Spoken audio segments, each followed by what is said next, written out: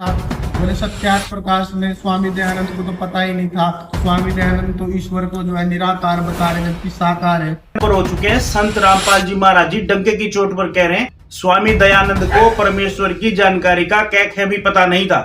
ये शायद भूल गए कि वेदों के अंदर अनेकों मंत्र में जो है परमेश्वर को साकार लिखा है। अग्ने तनुरसी विष्णुवेता सौम्य तनुरसी, इसका आपको प्रमाण देंगे। और दयानंद जी कहीं पर परमात्मा को निराकार लिखते हैं और कहीं पर वो परमात्मा को साकार लिखते हैं। इसका रीजन यही था कि उनको संपूर्ण आध्यात्मिक ज्ञान नहीं था। चैनल का उद्देश्य किसी भी व्यक्ति, समुदाय, संस्था या धार्मिक लोगों की भावना को आहत करना नहीं है। हमारा लक्ष्य केवल शास्त्रों में निहित गूढ़ और सकारात्मक सत्य को उजागर करना है। हम शास्त्रीय ज्ञान की तुलना वर्तमान में विभिन्न धर्म गुरुओं द्वारा साझा किए जा रहे विचारों से करते हैं ताकि दर्शकों तक एक स्पष्ट, तर्कसंगत और सच्चे भक्ति मार्ग की समझ पहुंच सके। कृपया इस सामग्री को विवाद या आलोचना के रूप में नहीं बल्कि एक आध्यात्मिक शोध और ज्ञान विस्तार की यात्रा के रूप में ग्रहण करें। ईश्वर अभी कल परसों में मैं देख रहा था, बोले सत्यार्थ प्रकाश में स्वामी दयानंद को तो पता ही नहीं था। स्वामी दयानंद तो ईश्वर को जो है निराकार बता रहे जबकि साकार है। दयानंद जी कहते हैं कि कल परसों मैं देख रहा था, उसमें ये कहते हैं कि महर्षि दयानंद जी को जो है कोई जानकारी नहीं थी और सत्यार्थ प्रकाश में उन्होंने भगवान को निराकार बताया गया है। तो आपकी जानकारी के लिए बता दूं, ये कल परसों की बात नहीं है,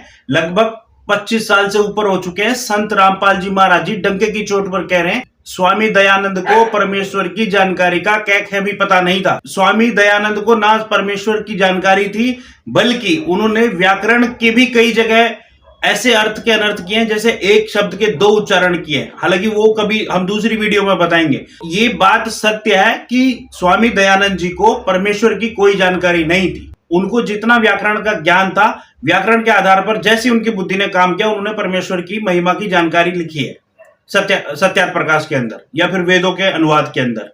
मगर परमात्मा कहते हैं गुरु बिन वेद पढ़े जो प्राणी, समझे न सार रहे अज्ञानी। गुरु बिन काहू ना पाया ज्ञाना, जूत होता भूत छड़े किसाना।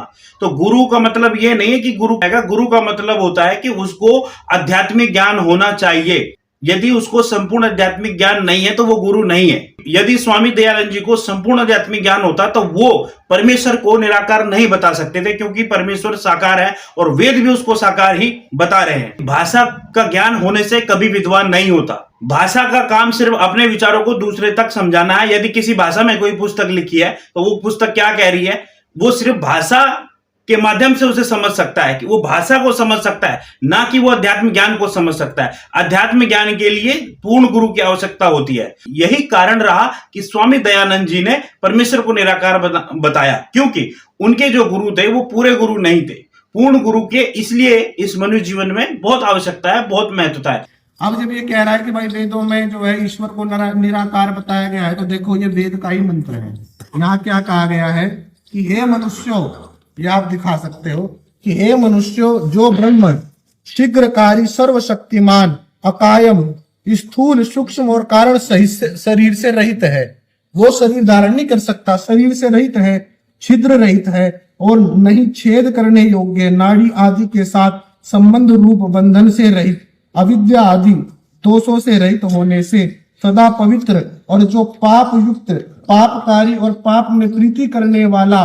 दिव्यानंद जी ने अभी जो ये श्लोक पढ़ा है और इसका जो अनुवाद बताया है, और इसमें आपने जान लिया ये जो बात कह रहे हैं, ये इस एक श्लोक में एक अकायम जो शब्द है जिसको ये कह रहे हैं कि भाई उस परमात्मा को जो है, वो परमात्मा जो है उसकी काया नहीं है, उसका शरीर नहीं है। और ये जो कह रहे हैं कि स्थूल सूक्ष्म की ये जो बात कह रहे हैं, और आगे ये कहते हैं कि वो परमात्मा जो है वो जन्म मरण में नहीं आता।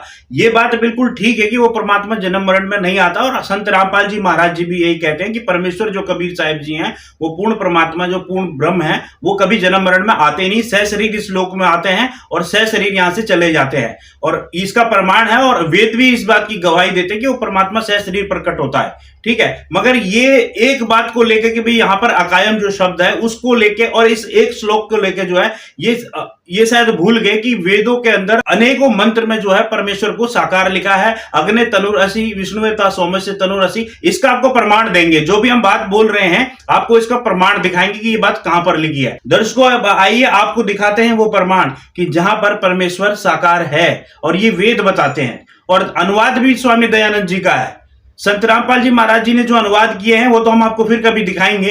ऐसा तो अनुवाद आज तक पृथ्वी पे किसी ने नहीं किया जो अनुवाद संत रामपाल जी महाराज जी ने इन वेद मंत्रों का किया है। मगर पहले इन इंजीनियरों का अनुवाद आप देख लो, ये जो व्याकरण के विद्वान बने घूम रहे हैं, आप इनका अनुवाद देखो और इनके अनुवाद में ही सिद्ध होगा कि परमेश्वर साकार है, सहशरीर है और उसका नाम कबीर है। दर्शकों, अब आप देखिए ऋग्वेद मंडल नंबर 9 सूक्त 82 का मंत्र 1। इसके अंदर ये स्पष्ट होता है कि वो परमात्मा विराजमान है, देखने में वो दर्शनीय है, वो राजा के समान दर्शनीय है। ये इस वेद मंत्र के अंदर स्पष्ट हो। अब कहीं चुल्लू भर पानी में डूब कर मर जाएंगे तो न्यू क्या करते वेदों में निराकार परमात्मा बताया है। देखिएगा, हम पहले इसको लेते हैं ऋग्वेद मंडल नंबर 9 सूक्त 82 और मंत्र नंबर 1। इसमें क्या कहा कि सर्व उत्पादक प्रभु यानी सबकी उत्पत्ति करने वाला परमात्मा, प्रकाश रूप सद्गुणों की वृष्टि करने वाला और पापों का हरण करने वाला, नाश करने वाला, वह परमात्मा, वह राजेव राजा के समान, राजेव राजा के, ये 269 पर 269 पर है। आगे इसका शेष अनुवाद यहाँ पर है 270 पे। ऋग्वेद मंडल नंबर 9 सूक्त 82 का मंत्र 1 पढ़ रहे हैं। राजा के समान दर्शनीय है, नर आकार है, राजा के समान देखने योग्य है। वह पृथ्वी आदि लोक लोकांतरों के चारों ओर शब्दमान हो रहा है। वह वर्णीय पुरुष को यानी अच्छी आत्मा को, जो दृढ़ भक्त है, उसको पवित्र करता हुआ प्राप्त होता है। तो जब वो साकार है, जब भी विराजमान है और राजा के समान दर्शनीय है, तो वो परमात्मा मनुष्य शरीर है। अब ये जो एक बात बोल रहे हैं ना कि वहां पर जो अकायम शब्द है, उसको लेकर ये परमेश्वर को निराकार का कांटा जोड़ रहे हैं, क्योंकि ये गलती इनकी नहीं है। जो स्वामी दयानंद जी थे, उनका भी यही मानना था परमेश्वर निराकार है। संत रामपाल जी महाराज जी ने ये बात स्पष्ट करी है और उन्होंने अपने अध्यात्म ज्ञान में बताया कि परमात्मा साकार है, नर आकार है, सह शरीर है और उसका नाम कबीर है और वो सतलोक के तीसरे पृष्ठ पर जो है वो विराजमान है। और ये वेद मंत्र भी बताते हैं। देखिए आप ये को इतना ही नहीं, ऋग्वेद मंडल नंबर 9 सूक्त 86 के मंत्र 27 में, इस मंत्र में स्पष्ट है कि वो परमात्मा जो है वो एक स्थानीय है, एक स्थान पर रहता है, द्यूलोक के तीसरे पृष्ठ पर वो परमात्मा, वो परमेश्वर विराजमान है। हम सिद्ध करते हैं कि परमात्मा एक स्थान पर रहता है। ऋग्वेद मंडल नंबर 9 सूक्त 86 का मंत्र 27, जो परमात्मा ध्यूलोक के तीसरे पृष्ठ पर विराजमान है, वहां रहता है। यानी तीसरे पृष्ठ पर सतलोक के जो तीसरा पोर्शन है, सबसे ऊपर वहां रहता है। और एक और मंडल नंबर 9 सूक्त 54 चम्मन का और मंत्र नंबर 3, ये क्या लिखा है कि सूर्य के समान जगत प्रेरक यह परमात्मा सोम स्वभाव वाला और जगत प्रकाशक है और सब लोकों को पवित्र करता हुआ भुवनोपरि तिष्ठति, संपूर्ण ब्रह्मांडों के ऊर्ध्व माने ऊपर भाग में वर्तमान है। इन्होंने वर्तमान लिख दिया, वहां लिखना था विराजमान है, वहां बैठा है। तिष्ठति माने बैठा है। भुवनोपरि, भवनों के सबसे ऊपर, ऊर्ध्व माने ऊपर के भाग में विराजमान है, बैठा है, तिष्ठति। दिव्यानंद जी या तो इन्होंने अध्ययन करा नहीं है, और अध्ययन करा है तो ये इस श्लोक को बता रहे हैं, मगर अनगिन श्लोक हैं जिसमें ना सिर्फ ऋग्वेद में बल्कि यजुर्वेद में, अथर्ववेद में भी प्रमाण है कि वो परमात्मा नर आकार है, मनुष्य जैसा है। आइए आप देखिए ये यजुर्वेद को, अब आप देखिए जिसमें आपको स्पष्ट होगा कि वो परमात्मा सह शरीर है। और एक बार नहीं, दो बार लिखा है, एक मंत्र में नहीं, 2 मंत्र में लिखा है। देखिए आप ये यजुर्वेद भाष्यम और प्रथमोध्याय, इसके 15वें मंत्र में अग्ने तनुरसी वाचो विसर्जनम देव विते तवा। तो महर्षि दानंद ने इस अग्ने तनुरसी वाचो विसर्जनम और ये जो हाईलाइटेड है ना, इन शब्दों के अर्थ छोड़ दिए। इसमें आप देख लो, इसमें क्या लिखा है कि मैं सब जनों के हित सहित जिस हवि अर्थात पदार्थ के सत्कार के लिए बड़े बड़े पत्थर, वरदग्राहा, बड़े बड़े पत्थर हैं, वनस्पति काट के मुसल हैं, आदि पदार्थ विद्वान व दिव्य गुणों से युक्त इस यज्ञ के श्रेष्ठ गुणों के प्रकाश के श्रेष्ठ विद्वान व विविध भोगों की प्राप्ति के लिए ग्रहण करता हूँ। बताओ, ये कोई अनुवाद इसका है? कोई सर पैर? अब परमात्मा का वर्णन चल रहा है और परमात्मा यूं कहेगा कि मैं बड़े बड़े पत्थर और काट के मुसल ग्रहण करता हूँ। शर्मा मारेगा भगवान इन काट के मुसला और पत्थर ने। इसका अनुवाद भी ना करना है। इसका अनुवाद बहुत गजब का अनुवाद है। परमात्मा सशरीर है और वो आकर ही स्वयं अपना ज्ञान स्वयं देता है। और वनस्पत्य का ऐसा न करा, काट के मुसल, वनस्पत्य काट के मुसल आदि पदार्थ, और मैं ग्रहण करता हूँ। भगवान कहे मैं ग्रहण करता हूँ। अरे वाह, इसका अर्थ अन्य ही है, दास ने कर रखा है, लेकिन पहले इन्हीं के द्वारा किए गए अनुवाद में इनको फेल कर देता हूँ। उसके बाद दास के द्वारा किए गए अनुवाद सबको स्वीकार्य होंगे। मैंने करके रखे और दे भी रखे भक्तों को, लेकिन अब इनको रूबरू करना चाहता हूँ। ये किसे विद्वान थे? और यहाँ पर ये देखो, यह महर्षि दानंद ने सोचा कि इसका अर्थ करना छोड़ देता हूँ, ना तो कोई पकड़ा जाऊंगा। इसमें कहीं पर भी अग्नि तनुरसी वाचो विसर्जन देव वितय, इनके अर्थ नहीं है। देख लेना, देखिए पूरे, ये संस्कृत शब्द है, इसमें कहीं पर भी अग्नि शब्द नहीं है। ब्रैकेट में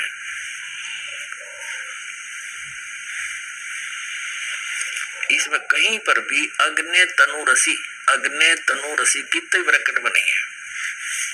तो यहाँ दानंद जी गोल मोल करके किसने पता चलेगा। फिर आगे फिर पा गया 5वें अध्याय के और प्रथम ही मंत्र में, ये 5वां अध्याय है यजुर्वेद का, ये 5वां अध्याय है यजुर्वेद का। और इसके प्रथम मंत्र में अग्नि तनुरसी विष्णवे तवा सोमस्य तनुरसी, इसमें इकट्ठा ही 2 बार है। अग्नि माने परमेश्वर, ये 100 जगह लिख चुके हैं। तनु माने ये शरीर मानती है। देखिए इन महर्षि दानंद का अनुवाद देखिए। हे मनुष्यों, तुम लोग जैसे मैं जो हवि अग्नि, इस अग्नि का यहाँ देख के अड़ंगा कर दिया अर्थ का। बिजली आदि प्रसिद्ध रूप अग्नि के शरीर के समान है।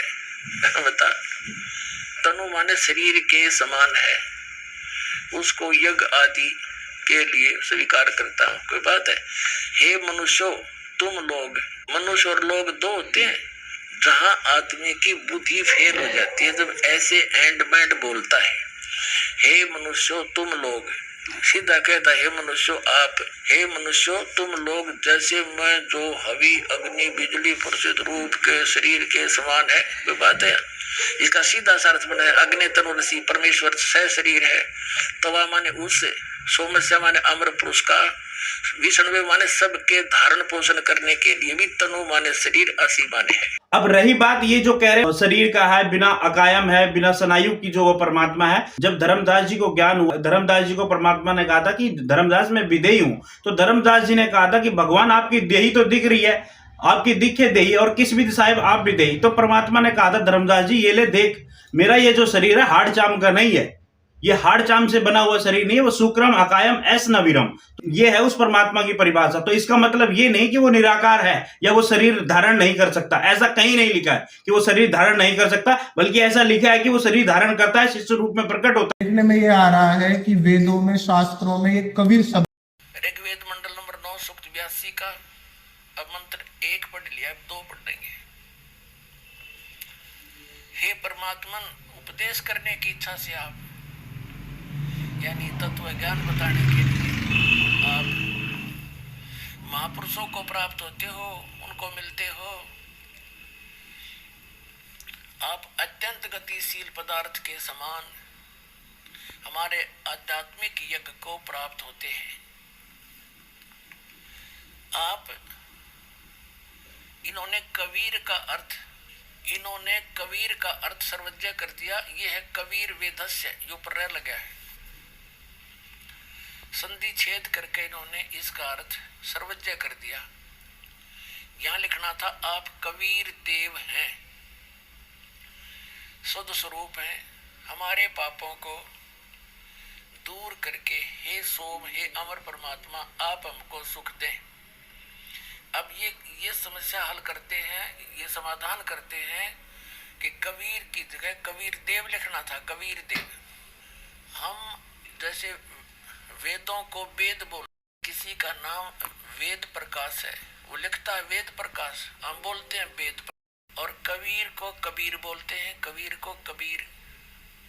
तो ये सिद्ध करते हैं कि जहाँ कवि लिखा है ना अपसर्ग लगा के, तो बुद्धिमान व्यक्ति जो परमात्मा से परिचित है, आत्म ज्ञान से परिचित है, वो यदि अनुवाद करेगा तो यहाँ लिखेगा कबीर देव, यहाँ सर्वज्ञ ने लिखना, क्योंकि यहाँ परमात्मा की महिमा चल रही है। और जहाँ परमात्मा का वर्णन हो वेद में, तो वहां कबीर का अर्थ कबीर देव लिखना पड़ेगा। हम कबीर साहब कहें, देव माने भगवान। जिस प्रकार इन्होंने यजुर्वेद के अनुवाद में किया वो दिखाते हैं। देखिएगा, ये यजुर्वेद है को 36 में अध्याय में ले चलते हैं। 36 में अध्याय, ये अध्याय 36वां 37 अध्याय। इसके प्रथम मंत्र में लिखा है कि ऋचम वाचम प्रपदे मनो यजु प्रपदे। ये यजु शब्द है, इसका 2 अपसर्ग लगे हैं। तो इसका अनुवाद महर्षि दानव जी ने बिल्कुल ठीक किया। देखिएगा यहाँ पर किया है, यजु का अर्थ कर दिया यजुर्वेद, बिल्कुल सही लिखा। यदि इस शब्द का अर्थ कर देते तो कैसे जानते कि यजुर्वेद के बारे में कहा ये। ठीक इसी प्रकार जहां पर वेदों में परमात्मा की महिमा हो तो वहां लिखना पड़ेगा कि आप कबीर देव हैं। सर्वज्ञ, कोई कवि सर्वज्ञ हुआ आज तक? लेकिन परमात्मा की महिमा है वेद में जहां पर, तो वहां कबीर देव लिखना पड़ेगा उस कबीर का अर्थ। ठीक इसी प्रकार जहां पर कबीर शब्द है ऐसे लिखा हुआ, उसको कबीर देव लिखना चाहिए इन्होंने। हम वह को बै बोलते हैं, हम कवि को कवि बोलते हैं, कबीर। देव माने परमात्मा दिखाते हैं आपको इन्हीं के अनुवादों में। देखिएगा, ये अथर्ववेद है, ये कहाँ से छपा है ये देखिएगा। प्रकाशक है पंडिता राकेशा रानी। देखेंगे ये चतुर्थ कांड अनुवाक नंबर 1 और मंत्र नंबर 7 में इन्होंने सभी फैसला कर रखा है।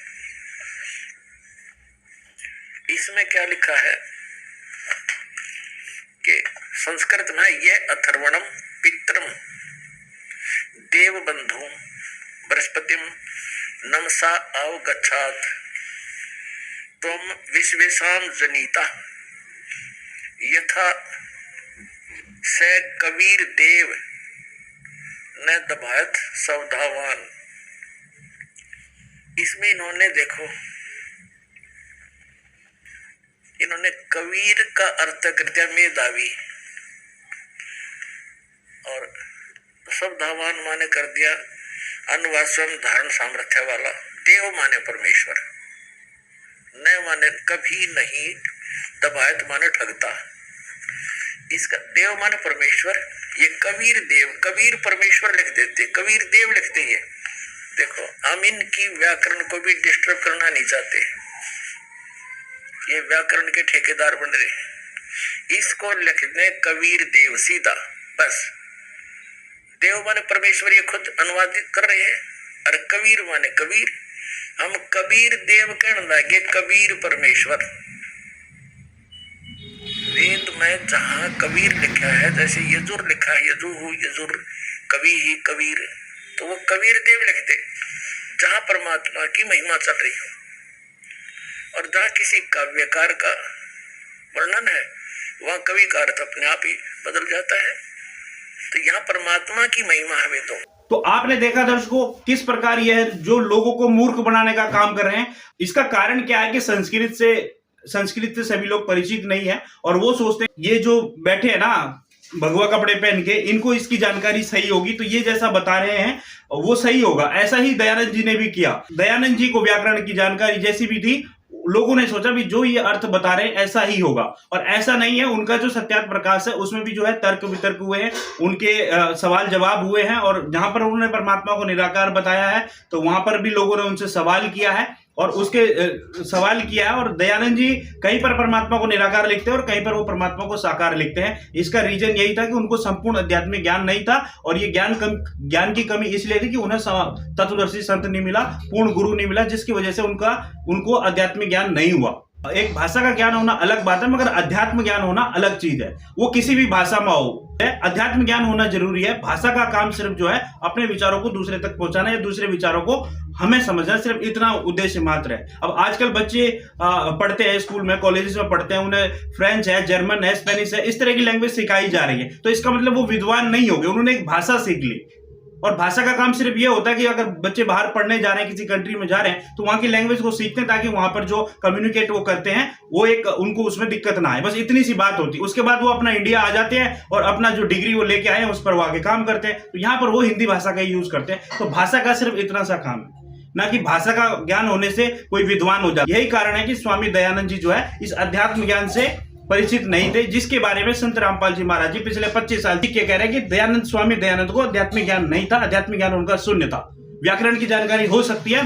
दर्शकों, आगे इन्होंने एक वीडियो और डाली है, उस वीडियो को भी ध्यान से देखेंगे और इनके हर एक बाइट का जवाब दिया जाएगा। ये लोगों को मूर्ख बनाने का काम कर रहे हैं, और संत रामपाल जी महाराज जी ने इनके स्वामी दयानंद की पोल पहले ही खोल दी थी, मगर ये उनके चेले आज भी फड़फड़ा रहे, और ये जितना फड़फड़ाएंगे लोगों को सच्चाई पता लगेगी, क्या है सत्यार्थ प्रकाश और क्या थे स्वामी दयानंद। तो इनसे भी निवेदन है, पहले आप खुद अध्ययन कर लो। जिस प्रकार सत्यार्थ प्रकाश में स्वामी दयानंद ने जो बातें कही है, क्या वो समाज में रखने योग्य है? तो ये आपको विचार करना चाहिए। आप इस तरह की बातें करके और जो है अपने दयानंद जी का जो है अज्ञान है लोगों के सामने पेश कर रहे हैं। तो दर्शकों, वीडियो को आप शेयर कर दो। इसका एक पार्ट और बनाना पड़ेगा जिसमें कुछ और इन्होंने तर्क वितर्क करे हैं, कुछ अज्ञानता से कुछ और बातें कही।